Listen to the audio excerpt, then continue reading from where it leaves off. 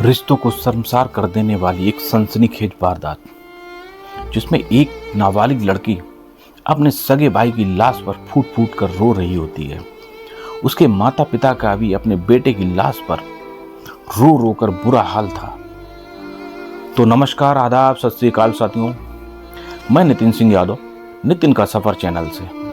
इस चैनल में आपको रोज नई कहानी, सत्य घटना पर आधारित कहानी सुनने को मिलेगी। नई कहानियां सुनने के लिए आप हमारे चैनल को लाइक और सब्सक्राइब कर सकते हैं। आज आपको एक ऐसी सच्ची व विचित्र घटना से रूबरू करवाते हैं जो आपने पहले कभी नहीं सुनी होगी। यह घटना 15 सितंबर की है। जिला कन्नौज, गांव गाजीपुर, थाना इंदरगढ़। यहां पर एक लायक सिंह नाम के शख्स रहते थे, जिनकी 4 बेटियां और 1 बेटा था। 4 बेटियों में 1 बेटा होने के कारण वो सभी उसे बहुत प्यार करते थे। यानी उनके घर का लाडला था, एक चिराग था। उस चिराग को माता पिता बहुत ज्यादा प्यार करते, बहनें भी बहुत प्यार करती थी। वैसे ही वो लड़का, जिसका नाम बलराम था, वो भी अपने परिवार को बहुत प्यार करता था। अपनी बहनों को, अपने माता पिता को बहुत हद से ज्यादा प्यार करता था। फिर कुछ ऐसा होता है कि उनमें से 4 लड़कियों में एक लड़की होती है जिसको एक प्रदीप नाम के शख्स से प्यार हो जाता है। और वो लड़का जो प्रदीप होता है, वो जेसीबी ड्राइवर होता है। वहीं गांव के आसपास ही रहता है और जेसीबी भी वहीं लगाता था। तो भाई आते जाते, निकलते बैठते इन लोगों में आपस में बातचीत हो जाती है। बातचीत होने के बाद इन लोग का प्रेम प्रसंग परवान चढ़ने लगता है। जब ये परवान चढ़ता है तो फिर इनका मिलना जुलना भी स्टार्ट होता है।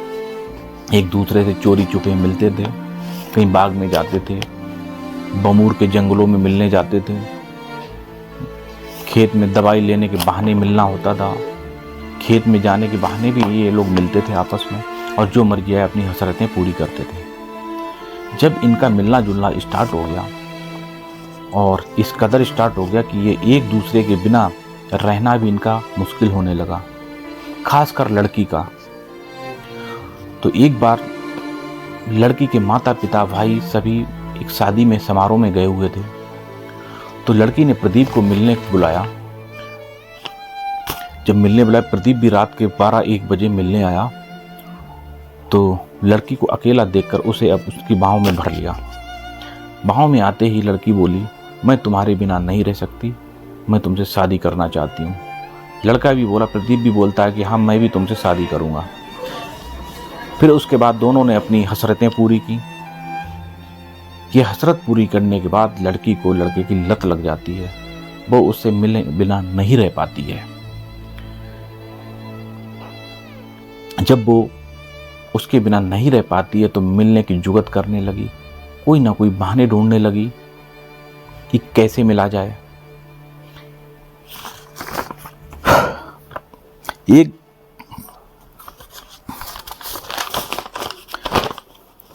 कहते हैं कि ये प्रेम संबंध ज्यादा दिन नहीं छुपते, किसी न किसी की नजरों में आ ही जाते हैं।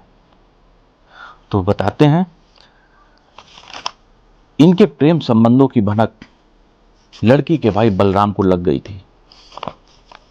बलराम ने अपनी परिवार की इज्जत के खातिर कुछ भी कर सकता था। वो अपने माँ बाप का इकलौता वारिस था।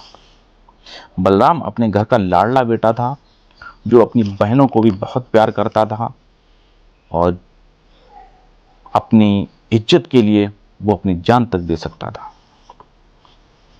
उसने अपनी बहन को बहुत समझाया कि ये सब गलत है, मत मिलो, वो लड़का सही नहीं है, या उससे शादी नहीं हो सकती तो उससे मत मिलो। ये हमारे परिवार की इज्जत को दाग लगाने वाला कार्य है, ऐसा मत करो। लेकिन लड़की उसके प्रदीप के प्यार में अंधी हो जाती। उसको बलराम की कोई भी बात समझ में नहीं आती है, ना ही उसकी बातें अच्छी लगती हैं। जितना वो समझाता था उतना ही वो बलराम के प्रति नफरत बढ़ती जा रही थी। अब उसको अपने परिवार से कोई मतलब नहीं रह गया था, ना ही माता पिता से, ना ही अपनी 3 बहनों से, ना ही बलराम से। और बलराम से तो वो बिल्कुल भी मतलब नहीं रखना चाहती थी, क्योंकि उसे बलराम से बहुत सख्त नफरत थी, क्योंकि बलराम ही एक ऐसा इंसान था जो उसके बीच में कांटा था, जो उसको और प्रदीप से मिलने के लिए रोकता था और उनके बीच में एक दीवार बन के खड़ा था। अब उसको सिर्फ प्रदीप से मतलब रह गया, जो कि एक पराया इंसान था। अपने भाई को भूल गई, एक पराये इंसान पे उसने इतना विश्वास था कि उसके लिए वो जीने मरने की कसमें तक उसने खाई थी। एक रात को बलराम की बहन ने प्रदीप को घर के पीछे बुलाया। प्रदीप रात के 2:30 बजे घर के पीछे आ जाता है, तो बलराम की बहन भी धीरे से घर का दरवाजा खोलती है। घर का दरवाजा खोलने के बाद धीरे से बाहर निकलती है और कुंडी अटका देती है। कुंडी अटकाने के बाद वो भी घर के पीछे पहुंच जाती है।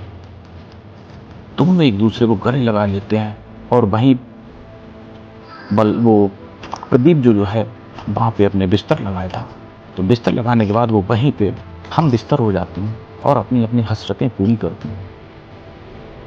इसकी भनक, इसकी आहट बलराम को लग जाती है। बलराम धीरे से उठता है और वो देखता है कि उसकी बहन गायब है। वो धीरे से दरवाजा खोलता है, देखता है दरवाजे कुंडी खुली हुई है, तो उसको और शक हो जाता है। वो घर के बाहर आता है, उसे आहट मिलती घर के पीछे कोई है। वो घर के पीछे आता है, देखता है कि प्रदीप और उसकी बहन दोनों नग्न अवस्था में एक दूसरे से लिपटे हुए हैं। ये सब देखकर उसका खून खौल जाता है, लेकिन वो इज्जत के भय से रात में शोर शराबा नहीं करना चाहता था।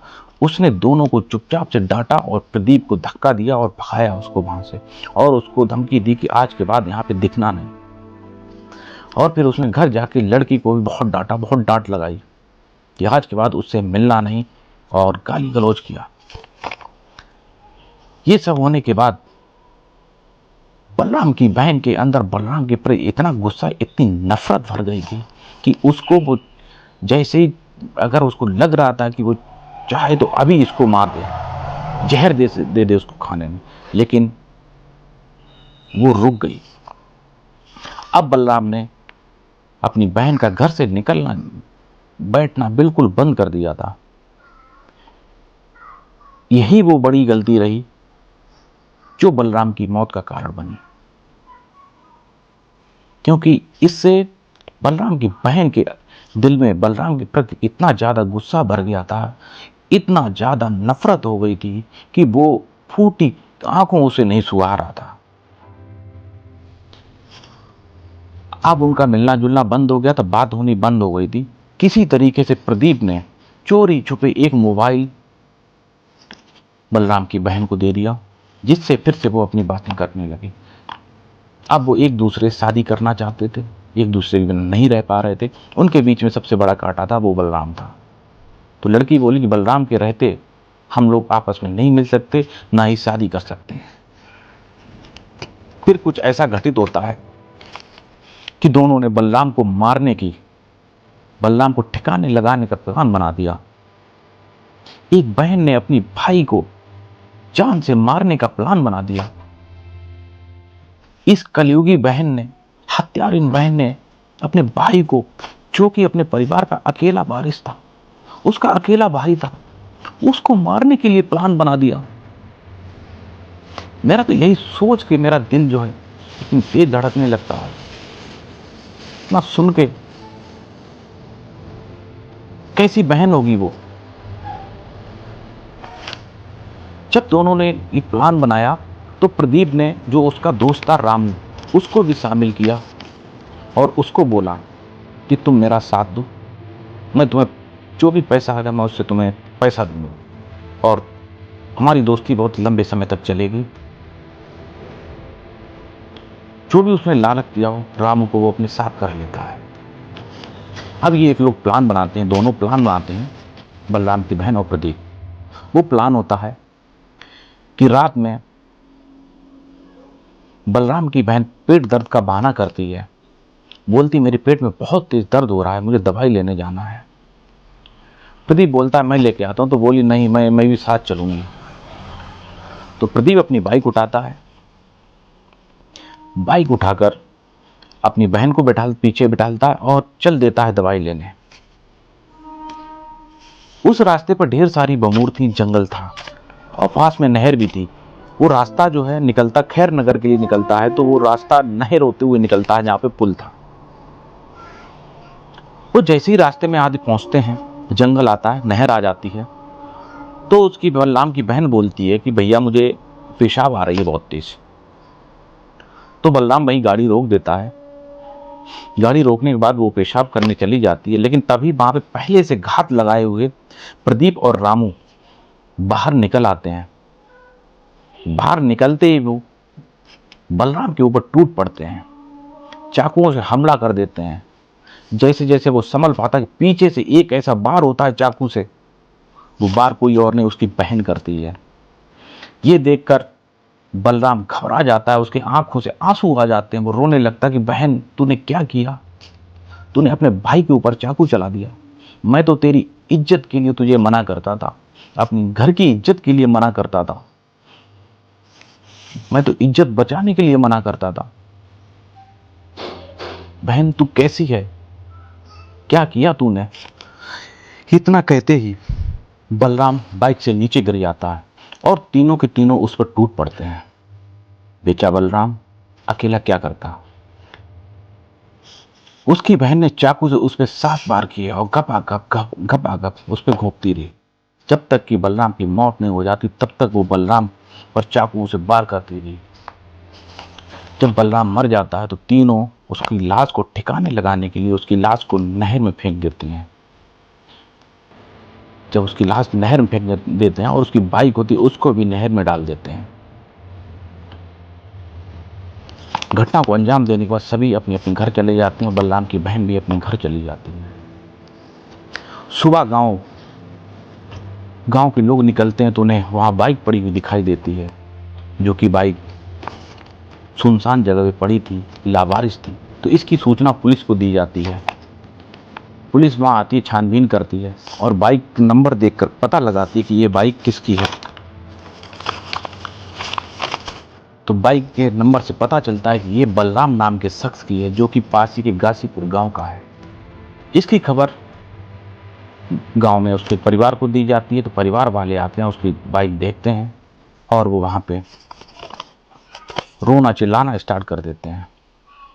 तभी वहां पे कन्नौज जिले के एसपी आते हैं। वो एनडीआरएफ की टीम बुलवाते हैं और नहर से बलराम की लाश की खोजबीन करते हैं। जब लाश की खोजबीन की जाती है तो वहां लाश नहर में ही मिलती है। उसकी लाश को बाहर निकालते ही उसके पिता, माता और 3 बहनों का बुरा हाल था। जिस बहन ने हत्या की थी वो भी अपने घड़ियाली आंसू, अपने कलयुगी आंसू अपने भाई की लाश पर बहा रही थी। एक प्रेमी के लिए उसने अपनी बहन, अपने भाई को मौत के घाट उतार दिया था। एक पराये मर्द के लिए उसने अपने भाई को हत्या कर दी। पुलिस पूछताछ करती है और पुलिस को जब शक होता है तो पूछती है। तो बलराम की बहन बताती है कि हम दवाई लेने जा रहे थे, तो रास्ते में बलराम के 2 दोस्त आते हैं। तो वो दोस्त, बलराम जो है भाई, दोस्तों बलराम के साथ में तो दोस्त आते हैं।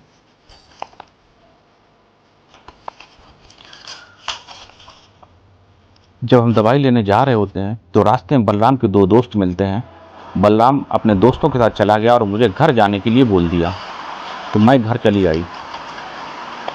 उसकी बात पे पुलिस वालों को विश्वास नहीं हुआ और उन्हें शक हुआ उसकी बातों से। जब उन्हें शक होता है तो वो कड़ाई से पूछताछ करते हैं। जब पूछताछ करते हैं तो उसके बाद जो सच सामने आता है वो रोंगटे खड़े कर देने वाला सच है। उसने बताया,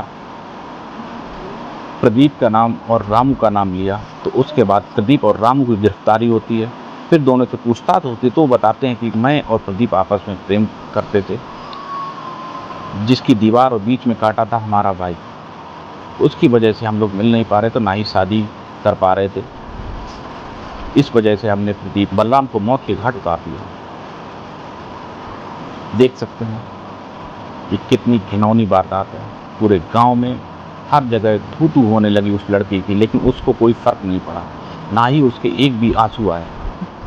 कैसे एक बहन अपने भाई की कातिल हो गई और गैर मर्द उसका अपना हो गया। ईश्वर, ऐसी कलयुगी हत्यारी लड़कियां समाज पर बहुत बुरा असर डालती हैं।